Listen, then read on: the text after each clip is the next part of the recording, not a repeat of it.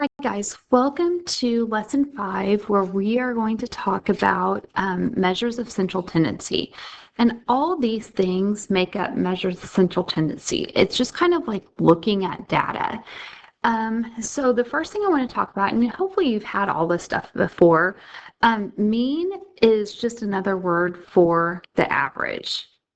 And so how you find the average is you add up all your data and divide by the number of data that you have. Again, hopefully this is,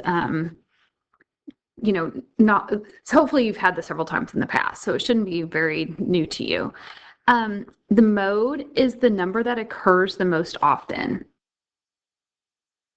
It's okay not to have a mode, and it's okay to have more than one mode.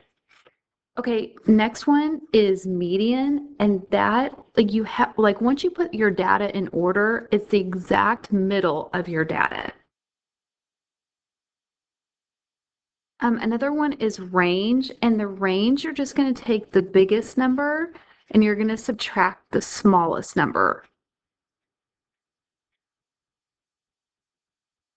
And then outliers. So if you have an outlier, that means that it's a number that's really too big or too small to really fit into your data.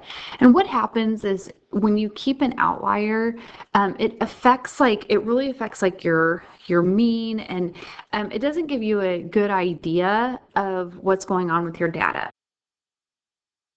Okay, and so in order to speak to that, look at this little cartoon over here. Um, So this guy is talking and he wants to know about this new job. And he said, what will my starting salary be? And this guy says, let's put it this way, the average salary or the mean salary is $80,000. Well, that's true. So these are all the salaries, but then this is what the CEO is making. So is $80,000 a good average for the data that we have? No, it would not be. $30,000 would be a more accurate average with this guy who is the outlier. So we need to get rid of outliers if we're going to have good data. And then the last thing I want to talk about is standard deviation, and that is how closely your data is together. So if I have numbers that are really close together, I'm going to have a really small standard deviation. If I have numbers that are really spread out, I'm going to have a really large standard deviation.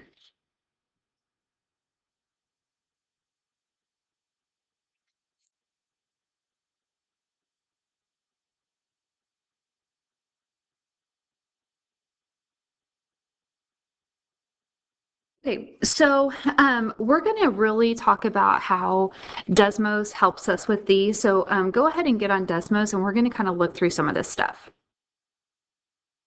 Okay, so before I put in the data, I just want to talk to you about some things that are on Desmos, so that are going to really affect us during these next few lessons. Okay, so right here in the keypad, we're going to go over to functions. And we're going to go over to stats. And there's so many things, and some of them are super technical, but like here's your mean and median. That's something that we're going to use. Standard deviation is something that we're going to use. So there's that little button. This stats button is great because it's going to give us some different things, which I really like it. And so I just wanted to show you kind of where everything is, and we're going to come back to that in a second. So the first thing I like to do is I like to just start off with the data set, and you can literally call it anything you want to. I just called it A, and then I'm just going to put my numbers in from the worksheet. So I'll switch over here in a second. But notice I'm putting it in a bracket. So that's what Desmos wants.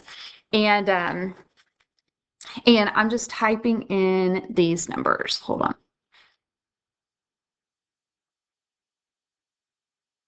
So if you'll notice, I'm going to put the last number in here. So it's a 9, and it tells you how many elements that are on your list. And I'm telling you, I use that a lot because it's just really easy when you get a lot of data to like forget a number or whatever. So like I'll always count before I do this, and just to make sure that yes, I want 10 elements in my data.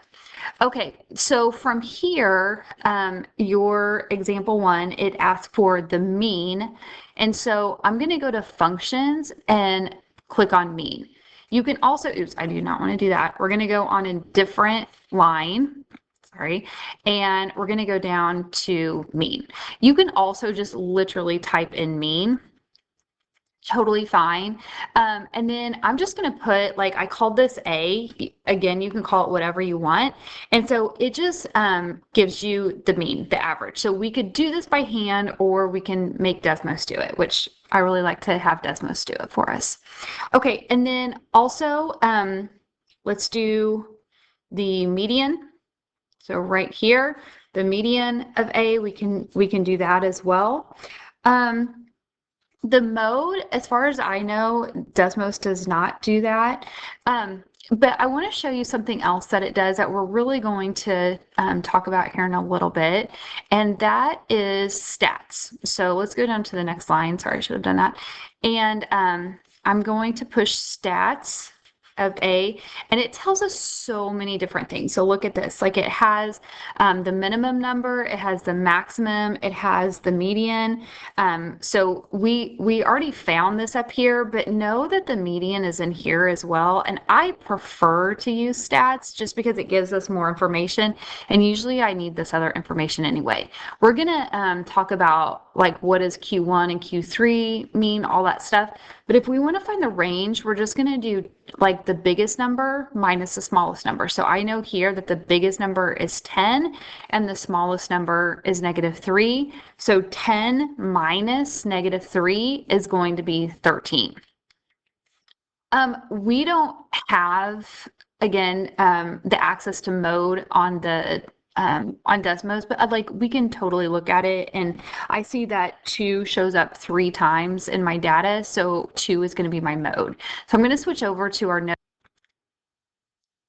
and fill those in. Okay, so here I filled everything in, and again, notice how like I had these 2's show up 3 times, and so mode is the number that occurs the most often, and so it is 2. Okay, let's go down. Sorry. Let's go down to example 2, and we are going to go ahead and put all of this data in and just kind of practice filling it in and finding the mean, mode, median, and range. Okay, so this is, once you type it into Desmos, you should see that number 1, there's no mode. There's no number that occurs more than 1, so I can't really say that there's a mode there. The mean is 4, the median is 4, and the range is 13.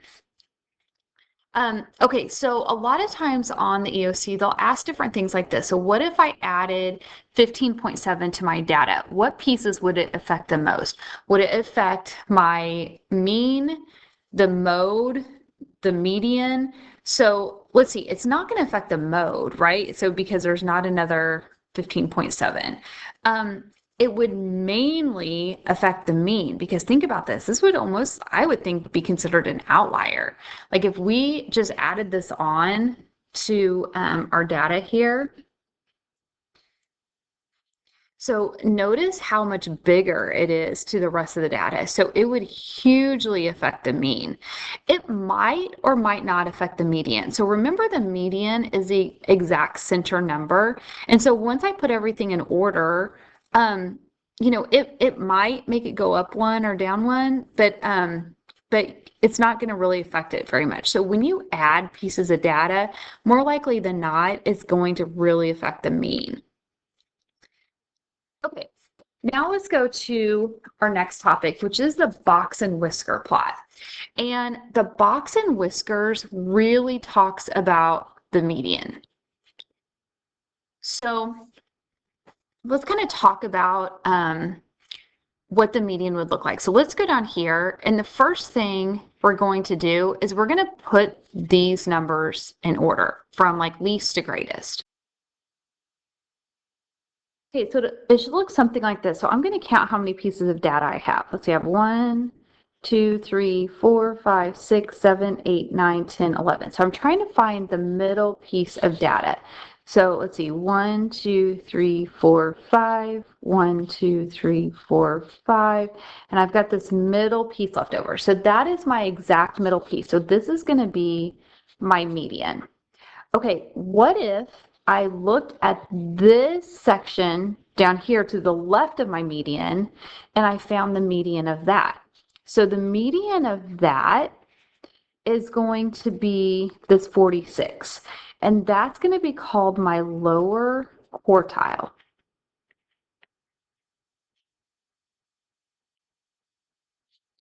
Okay, and let's come over here and do the same thing. So over here, I'm going to find the exact center of that, and that's going to become my upper quartile.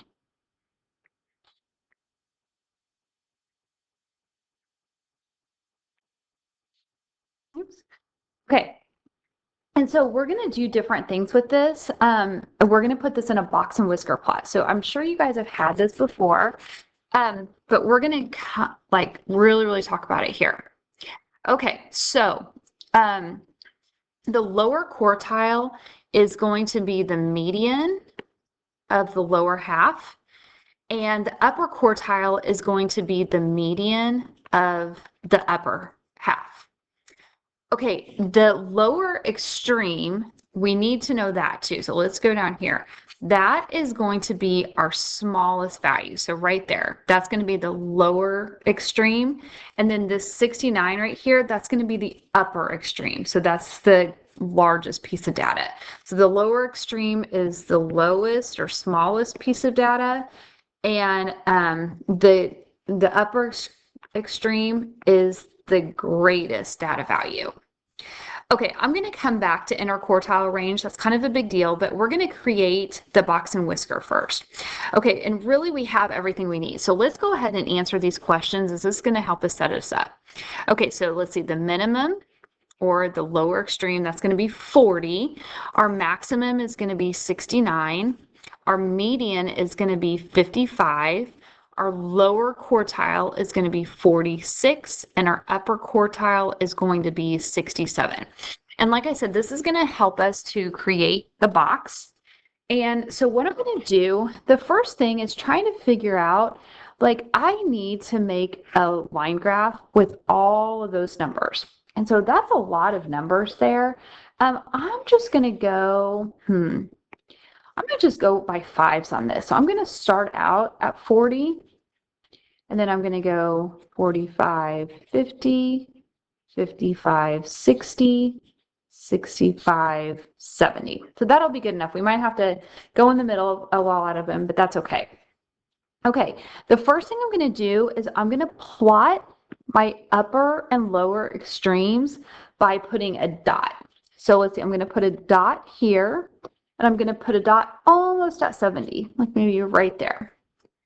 Okay, and then these three values right here, I'm going to make lines with those, and they're going to create my box. So let's see, 46, I'm going to call that about right there, 55, and 67. And then I'm going to connect this dot, or this box, so it looks like that.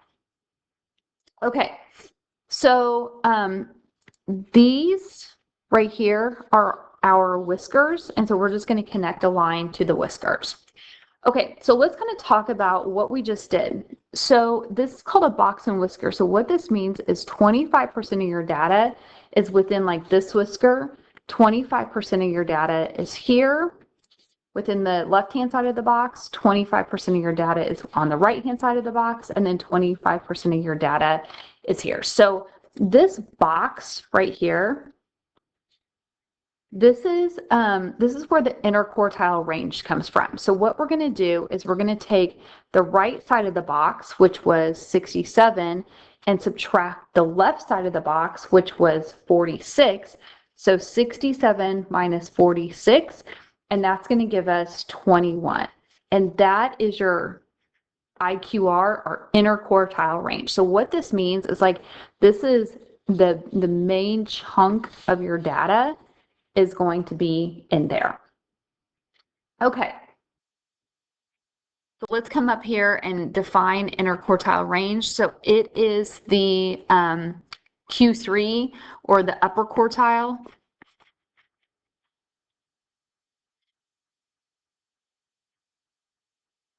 minus the lower quartile.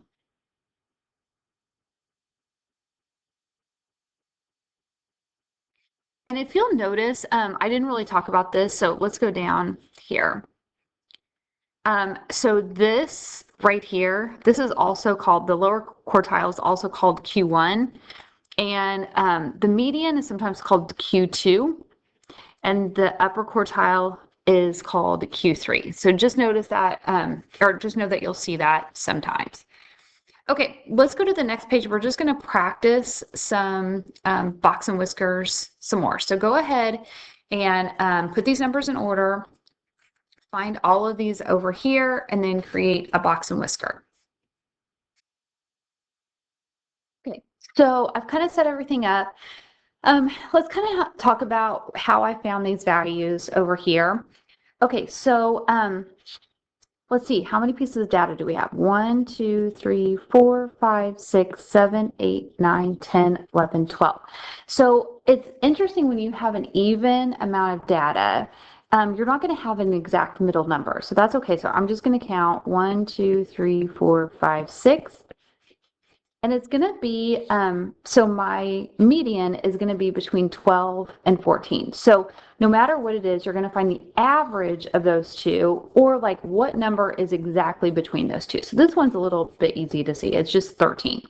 Okay, but I still have like now this group over here and a group over here. So I'm going to find the median of this group. And again, I have an even number. So I'm going to cut this in between.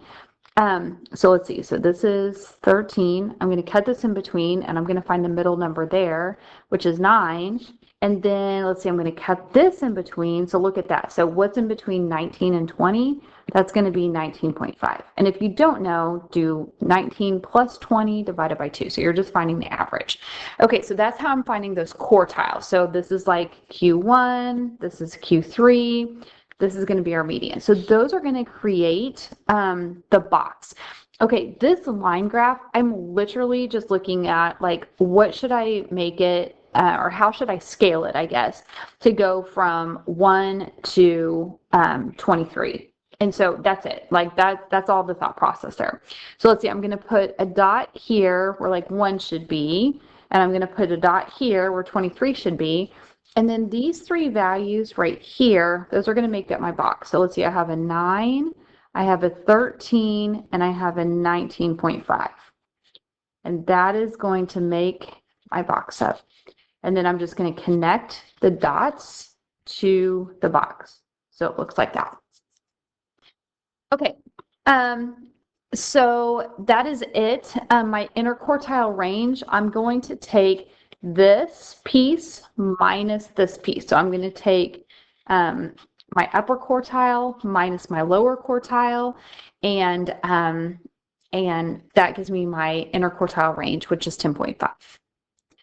Okay, so it says compare example 3 to example 4.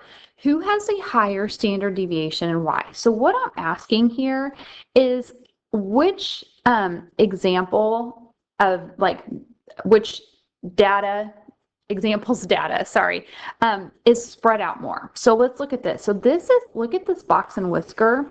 It's kind of spread out, and then like these are going from like 1 to 23. Okay, so let's look at this.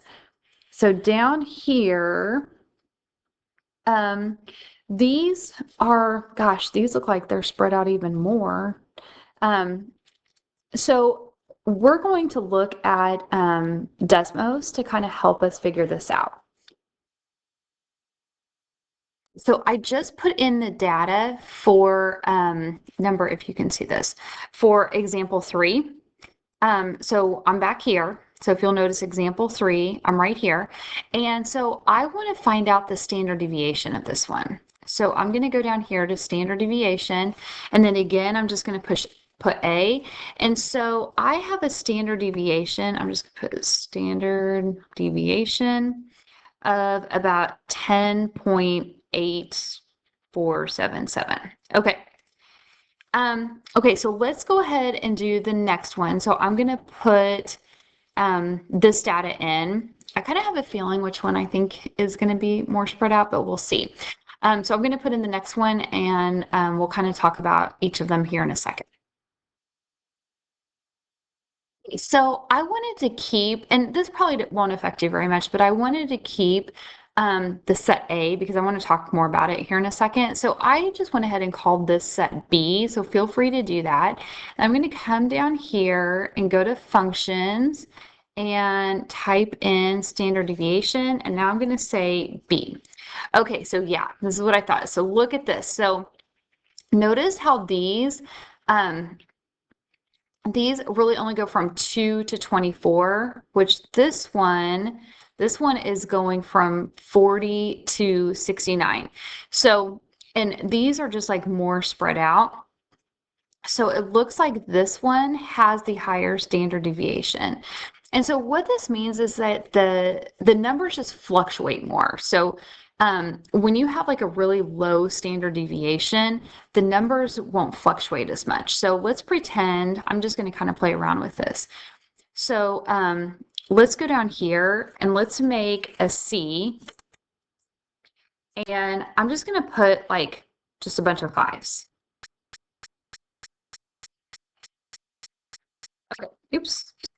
And so then I'm going to find the standard deviation. So notice there's like 0 fluctuation here. It's not going anywhere. And if you'll notice, my standard deviation is 0.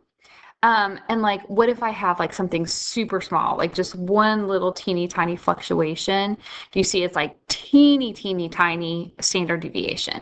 So it just tells you how much the values like deviate from the mean. That's it. That's standard deviation. That's what we're talking about here. Okay, so something else cool that Desmos does, I'm going to take this first one, this first data set from, I believe it was example 3. Let's see, yeah, example 3. If you come down here and if you go to functions, there are some things that are really cool. So right here, box plot, it will do a box and whisker for you. And so we're going to notice I have to zoom out because look at where my values are. They're at like 40s. So let's see. So I'm going to zoom in on this. And what's really cool about this is it will like show you everything you need. So it has the lowest data piece, the highest data piece. So if you do not want to put numbers in order, it can, it can give you all the main pieces that you need. So I just wanted to show you that.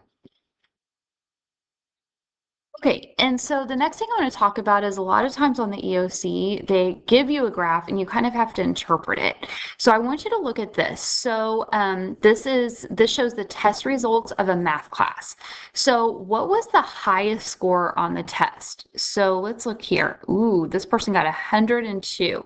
So I'm going to say 102%. The median, remember we just talked about this. So this is the lower quartile, this is the upper quartile, and then this is the median right here. So our median is 88%. So the exact middle score, sorry, my dog is going crazy, is 88%. Okay, what is the range of the data? So what I'm going to do is I'm going to take 102 minus 38, and I'm going to get 64%. So 64% is going to be the range of the data. And then my interquartile, that is 96 minus 72. So 96 minus 72 is, let's see, 24. And we can call it percent as well. Okay, so do you think that this test was too hard for the students? What do you think? So maybe this student thought it was too hard, but like the majority of the kids, look at this, like 75% of the students scored 72% or higher. So I would say that this is a good test. It's not too difficult for the students. It's not too bad. Okay, one more thing I want to talk about. Let's talk a little more about standard deviation. And so we're going to be looking at this data set. So this is Emma and Olivia are training for cross country. They recorded their mile time in minutes for each month for the year. So these are all of their mile times, which I think is pretty stinking good. I could not do that good. So what we're going to do is we're going to type these into Desmos and find the mean and then find the standard deviation. And then I'm going to talk about kind of what that means. Okay, so when I typed it in the standard deviation, I saw that Emma had an average of 7.975 miles per hour, and Olivia had an average of 8.05 miles per hour. So Emma is a little bit better, right? Like she's a little bit faster than Olivia. And Olivia, in addition to not being quite as fast, she's a little bit more inconsistent with her time. So, like, if we're wanting somebody that, like is a free throw shooter or something like that, we want them to be pretty consistent. If they're good, we want them to be consistent. So, we want the standard deviation to be as low as possible. That shows consistency, like in sports. So, a lot of times, like talent scouts and things like that, they'll look at stuff like that. And standard deviation is a great tool to kind of see how consistently you're doing something. Okay, that is it, guys.